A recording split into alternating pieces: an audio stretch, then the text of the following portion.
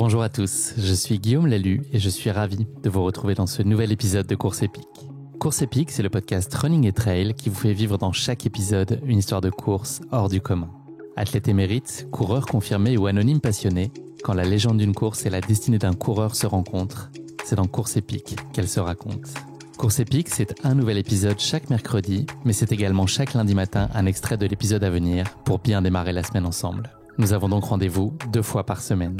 Et si vous souhaitez suivre notre actualité au jour le jour ou découvrir les coulisses du podcast, je vous donne rendez-vous sur notre compte Instagram courseepique.podcast. Bienvenue dans cet épisode de Course Épique enregistré à la House of Mountains Iron et Fresh Touch à Chamonix. J'ai l'immense plaisir d'être aujourd'hui aux côtés d'Antoine Charvolin. Salut Antoine. Salut. Comment ça va? Où est-ce que tu as le plus mal aujourd'hui? Eh ben, sous le talon, là, j'ai une poche de sang un peu que j'ai vidé ce matin là, mais en marchant c'est pas ouf. T'as pas manqué de faire une petite story pour documenter tout ça? Non, j'ai pas fait. On m'a dit qu'il fallait que je garde ces détails pour moi un peu. Ouais. Ça va, la table elle est pas trop proche? Tu veux pas allonger tes jambes? Non, faut franchement que tu sois bien, c'est le principe. Vraiment. On va revenir Antoine, si tu veux bien, sur la TDS que tu as remportée hier avec brio. Félicitations, c'était merci beaucoup. Très belle course, victoire fondatrice, une de plus. Là, c'est vraiment une belle dynamique. Je commence à réaliser, ça m'a pris un peu du temps, mais ouais, c'était une journée de dingue, vraiment une journée où tout se passe bien, ça arrive des fois. Elle existe. Et là, tu les as enchaînées, les belles journées. Enfin, tu as eu des très belles saisons. Cette année, c'est vrai qu'il y en a eu, il n'y a pas eu de mauvaise journée. Ouais. Tant mieux. Mais de le faire à Chamonix avec le public, avec tous les Ton copains, crew de folie. c'était vraiment, ils m'ont mis une ambiance. J'ai passé vraiment une belle journée, quoi. T'avais plus qu'à courir. Voilà, c'est ça. Bon, c'est dur quand même. Ouais, c'est clair, évidemment. Je minorerai jamais ça. Antoine, on est le 26 août aujourd'hui et en 1964, ce même jour, sortait Mary Poppins. Tu vois ce film de Disney? Saigné, ouais. Et alors, elle a des pouvoirs magiques, comme tu sais, quand elle ouvre son parapluie, elle peut se déplacer, etc. Est-ce que toi, il y a une partie de la TDS hier où tu aurais bien aimé avoir un parapluie magique pour pouvoir sauter? Ouais. L'esquiver quelques kilomètres. La fin, à partir du moment où j'ai su que c'était gagné, mais qu'il fallait quand même aller jusqu'à la ligne. C'était un peu long, quoi. J'aurais bien switch parce que je voulais juste vivre l'arrivée dans les rues de Cham, quoi, et d'avoir l'ambiance et tout. Et j'avais vraiment hâte de vivre ce moment. Puis en plus, il y avait Gauthier qui rentrait un peu, donc les 10 km des Ouges qui sont pas super intéressants quand même. Je les aurais bien sautés. Ouais. Ok. Directement sur le podium. Antoine, est-ce que tu peux nous parler de ta prépa? Comment tu l'as structurée? C'était une première pour toi sur cette distance. Donc, couronnée de succès. Qu'est-ce qui a été significativement différent dans ta façon de l'aborder dans la préparation en amont? Je dirais qu'on a fait une prépa classique avec Jérôme, mon coach, jusqu'au Lavaredo, parce que du coup, ça ressemblait vachement aux 100 kills que je faisais les années d'avant. Donc on a fait un peu la même chose et c'est plus après le Lavaredo où on a switché en fait. Au départ, c'était pas vraiment un objectif de performance la TDS pour moi. Du coup, au final, c'était un peu comme si mentalement la saison se terminait après le Lavaredo. J'avais fait mon objectif et après, on allait faire ce que j'aime. Gambader en montagne longtemps. Lui, il me mettait même souvent dans le plan d'entraînement des sorties rando, quoi, où il me disait tu prends un sac, tu prends un sandwich. Comme ça, il était sûr que moi, je courais pas trop vite. T'aimes bien voir ça dans ton plan? Du coup, j'ai pas fait. je préférais être quand même en trail et courir, etc. Mais vraiment, l'idée, c'était, après le Lavaredo, c'est même plus un plan structuré avec des intenses ou quoi que ce soit. C'est juste, je vais faire des belles sorties en montagne, quoi, profiter avec les copains et tout. Ta saison, elle s'est très bien passée, donc à la fois au Ventoux, ensuite à la Maxi Race, 5e place. Au Lavaredo, j'imagine que tout ça t'a mis dans des dispositions mentales assez favorables? Ouais. Après, c'est ce que je disais à ma copine la veille, Louise, c'est que un peu comme un cycliste avec le Tour de France, nous avec l'UTMB, tu peux avoir fait une super saison. Il y a tellement de médiatisation et c'est tellement cette semaine qui cristallise toute l'attention sur le trail que tu peux avoir fait une super saison toute l'année. Si tu passes à côté de ton UTMB, ce que les gens vont retenir et puis même ce que toi tu pars avec dans ton sac pour tout l'hiver et toute la prépa qui va aller sur l'année d'après, ça va être le souvenir de ton UTMB. Donc c'est vrai que la veille, avant le départ, j'étais quand même là. J'aimerais bien faire une bonne course parce que après tu pars pour tout l'hiver avec ce souvenir. On se souvient un peu toujours que de la dernière chose qu'on a vécue. Il y a parfois des courses de rebond quand on manque sa semaine UTMB, d'un seul coup se décider pour... ouais, mais là, j'avais pas envie... Tu re-signes. Non, donc, c'est sûr que ça met dans des bonnes dispositions, mais après, il y a toujours une recette à chaque course. Ouais, et puis c'est jamais la même. C'est jamais la même, ouais. Et puis celle-là, elle était quand même vraiment très différente. C'était un format plus 20 heures, quoi. Moi, j'avais jamais fait ça. Les formats 10 heures que je faisais, ça se terminait rarement très très bien. Donc non, il y avait une vraie appréhension plus de la distance que de la course. J'étais quand même assez détaché de la performance au départ. Enfin, je partais pas couteau entre les dents. J'étais plus là en mode c'est de l'apprentissage. Il en faut toujours un premier. Donc pour moi, la TDS c'est le premier parfait parce que il y a de l'ambiance, c'est HM, etc. Mais il y a pas autant de médiatisation que sur un UTMB ou beaucoup moins de niveau, etc. Donc c'est parfait pour justement avoir cette approche plus découverte. C'était une étape, c'est ce que tu avais dit avant de prendre le départ. Juste peut-être Antoine, si tu veux bien te réaxer, je me demande, ce serait peut-être mieux que on continue à se regarder, mais je pense que si ton corps peut être un peu plus orienté vers ça, voilà, comme ça c'est cool. Nous on continue à se regarder, mais sur les plans, t'as rien derrière de genre l'ordi, tu le vois pas, etc. derrière? Ok, cool, ça marche. Tu l'as dit, Antoine, elle est un peu undercover encore la TDS, mais malgré ça, il y avait quand même beaucoup. Enfin, la sortie était quand même folle en termes de volume. Il y a eu 37% d'élite en plus cette année que l'année précédente. Comment est-ce que tu peux expliquer ça? Qu'est-ce qui a rendu cette course désirable et puis à quel point ça a pu affecter toi aussi cette densité quand même assez importante? Ouais, moi je suis toujours content quand il y a de la densité quand même au départ. Hein. On fait de la. Même si on est aussi content quand on se dit que la course va être facile, on fait quand même de la compète pour se confronter aux autres et on est content d'aller au fight.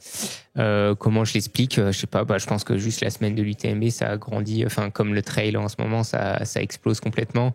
Donc, en tant moyen de se faire les armes aussi, peut-être. Ouais, il y a le moyen de faire les armes, puis aussi moyen de participer à la semaine UTMB pour quelqu'un.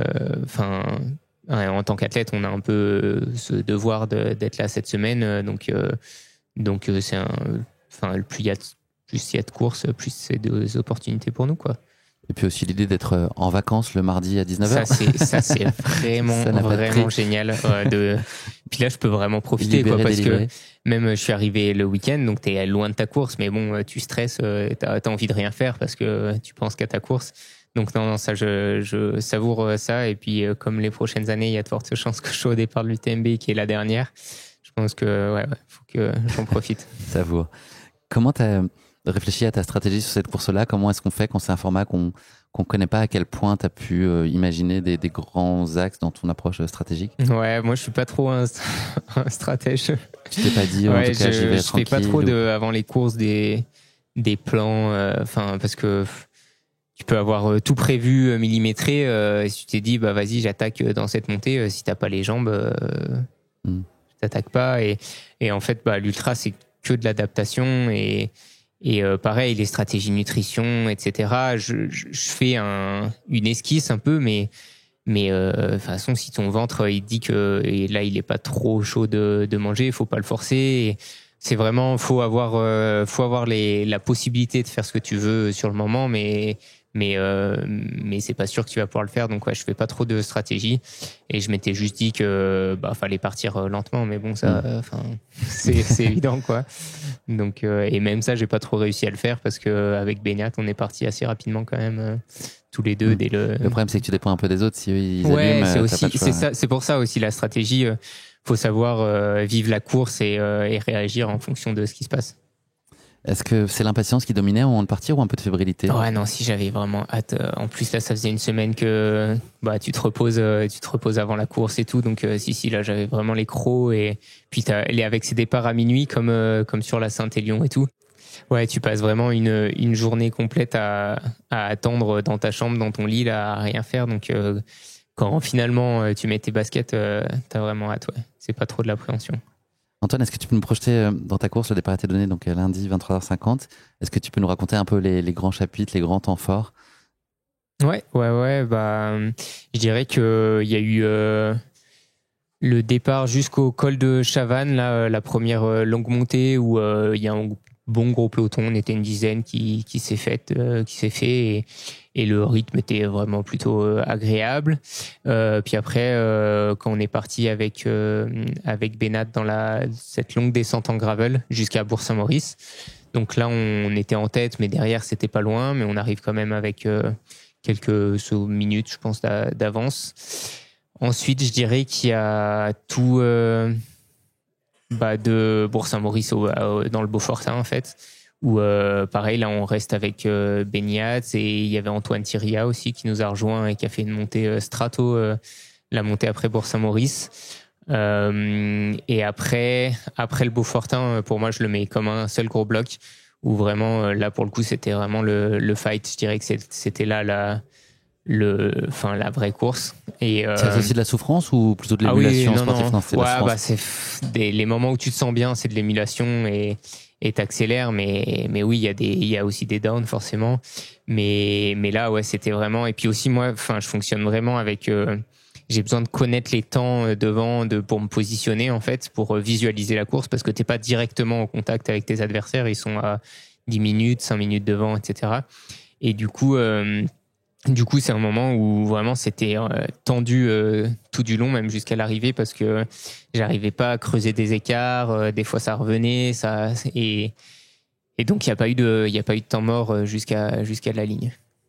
Le moment où tu passes en tête, donc c'est kilomètre 106, je crois, où tu dépasses Antoine. Ouais, est-ce Antoine. que c'est toi dans ta tête, c'est une nouvelle course qui démarre, que ce soit positif justement, parce que tu as une première place à maintenir, à creuser? Ou ouais, mais j'étais déjà comme ça dès Beaufort, en fait. Moi, même un tout petit peu avant d'arriver à Beaufort, quand je rentre dans le ravito de Beaufort, j'étais déjà dans ce fight en mode je veux passer premier. Et pour moi, je venais déjà de reprendre 5 minutes à Antoine, et je savais que j'allais le rattraper à un moment donné, en fait. Je savais qu'il était, la tendance était comme ça.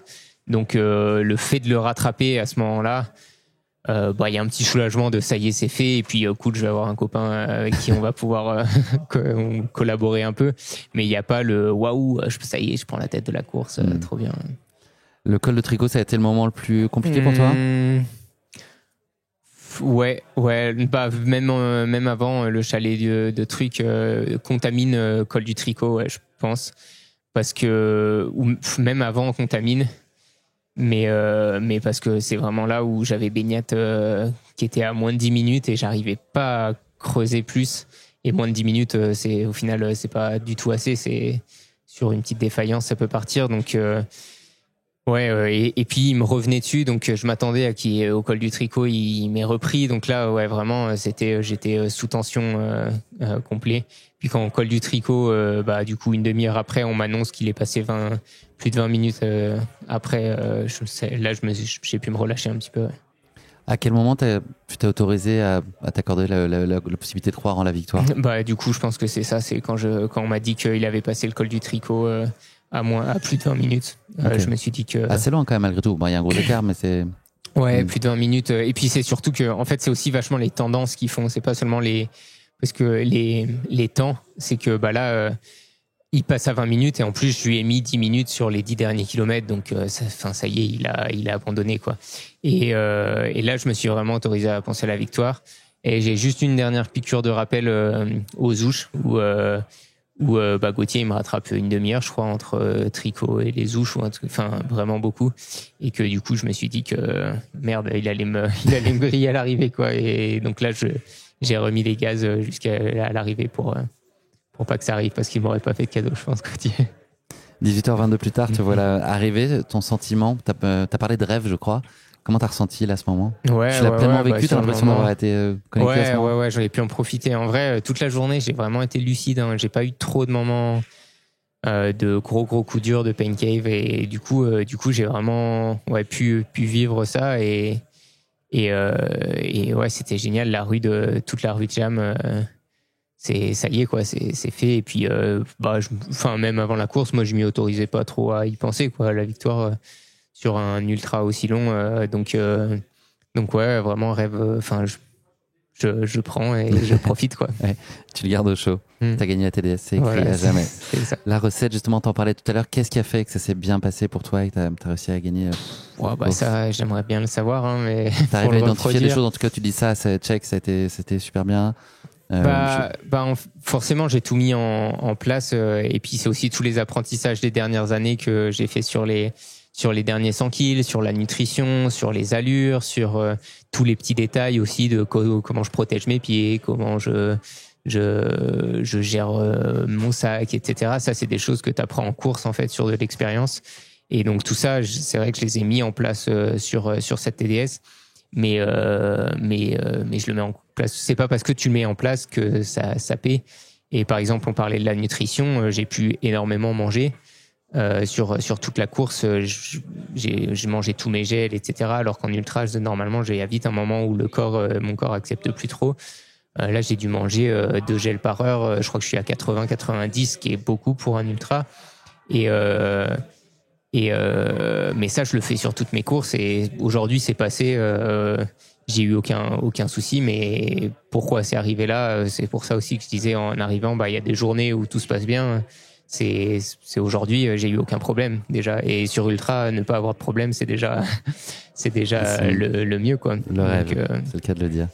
Antoine, juste un point sur le classement. Donc, tu es arrivé en 18h22. Gauthier Herriot, 6 minutes derrière toi. Ensuite, Léo Rogom. Chez les femmes, Karat Arnold, Hélène Dassy, Xue Xiang, la chinoise, du podium côté féminin. Qu'est-ce que tu as exploré de nouveau avec ce format 150 kills que tu connaissais pas? Est-ce que tu as vraiment senti des choses? Étonnamment, alors peut-être que sur le deuxième, ça se passera pas aussi bien et que je dirais pas la même chose, mais étonnamment, j'ai trouvé que le format 100 miles, moi, j'ai beaucoup moins souffert que sur 100 kills en tout cas. J'ai trouvé ça plus facile parce que le rythme est pour le coup vraiment plus lent. 100 kills, je trouve que on part quand même à des allures très élevées et du coup il y a un moment où moi je pète mais c'est quand même très très long. Donc à la fois c'est très rapide et à la fois c'est très long. Alors que là c'est long mais vraiment pendant beaucoup de moments pendant la course j'étais là on se balade. Donc en termes de souffrance et d'exploration, tu me demandes ce que j'ai exploré et découvert de nouveau. Je suis pas allé j'ai moins souffert que sur une CCC ou un Lavaredo, clairement. Et c'est plus de l'apprentissage et j'ai compris. C'est plus je me connais maintenant là-dessus et je sais que je vais réagir comme ça mais j'ai pas découvert de nouvelles. En tout cas, ça t'a pas dissuadé d'y retourner, j'imagine. Ça m'a pas dissuadé d'y retourner, non. Alors là, tu me demandes un peu trop rapidement quand même. Ouais, bien sûr, ça demande pendant la course, forcément, j'étais là, quel sport de con. Je vais revendre mon dossard pour l'UTMB, mais non, bien sûr. Moi, c'est le format où j'ai envie de développer, que j'ai envie de développer pour les années à venir. Donc, non, compte sur moi. J'ai une dernière question pour toi, Antoine. La suite de ta saison et puis la suite de ta semaine, c'est une double question. Ouais, la suite de la saison, c'est fini. Ciao, bye. Ouais. Salut les gars. Après, j'ai dit ça pendant 2 ans et pendant 2 ans après, j'étais à la Saint-Élion, mais là, c'est une saison que j'ai commencé aussi vachement plus tôt que les années d'avant. J'ai beaucoup couru et non, là, j'ai besoin de couper avec la course à pied. Puis profiter aussi un peu des autres choses. Puis il y a Louise qui était blessée qui va se remettre à courir, donc j'ai hâte de l'accompagner dans les entraînements et puis dans son projet. Donc j'espère secrètement qu'elle va courir à Saint-Élion, comme ça je pourrai passer la nuit dans la voiture. Et donc ça c'est la suite de la saison finie et on reprendra les dossards pour l'été prochain. C'est déjà quasi tout planifié. Et la suite de la semaine, profiter, encourager les copains, faire la fête et manger des gâteaux. Il est bien ce programme, tu l'as mérité, on peut le dire. Merci beaucoup Antoine, c'était très beau de te voir remporter cette TDS en tout cas. Félicitations. Merci. Pour cette nouvelle pierre à ton édifice que tu construis année après année avec beaucoup de succès. Je te souhaite le meilleur pour la suite. Merci encore, bonne semaine. Tu salueras Louise aussi, on va se recroiser c'est sûr. Et puis merci à la House of Mountains, Iron et Fresh Touch de nous avoir reçus aujourd'hui. Trop bien. À très vite Antoine. Et merci. À bientôt. Bye bye. Merci d'avoir écouté cet épisode. Si vous l'avez écouté jusqu'ici, c'est qu'il vous a probablement plu. Alors n'hésitez pas à noter le podcast et rédiger un avis sur votre plateforme d'écoute favorite. C'est essentiel pour soutenir ce travail indépendant. Cela ne vous prendra que quelques secondes et ça change beaucoup de choses pour le podcast. Et pour être sûr de ne manquer aucune course épique à venir, n'oubliez pas de vous abonner sur votre plateforme d'écoute. Merci encore infiniment pour votre soutien, votre fidélité et vos chaleureux messages que je lis et auxquels je réponds avec un immense plaisir. S'il vous plaît, continuer. À très bientôt pour une nouvelle course épique, évidemment. Et si vous voulez vibrer d'ici là avec des aventures hors du commun, courez écouter dès maintenant le podcast Aventure épique, le petit cousin de Course épique.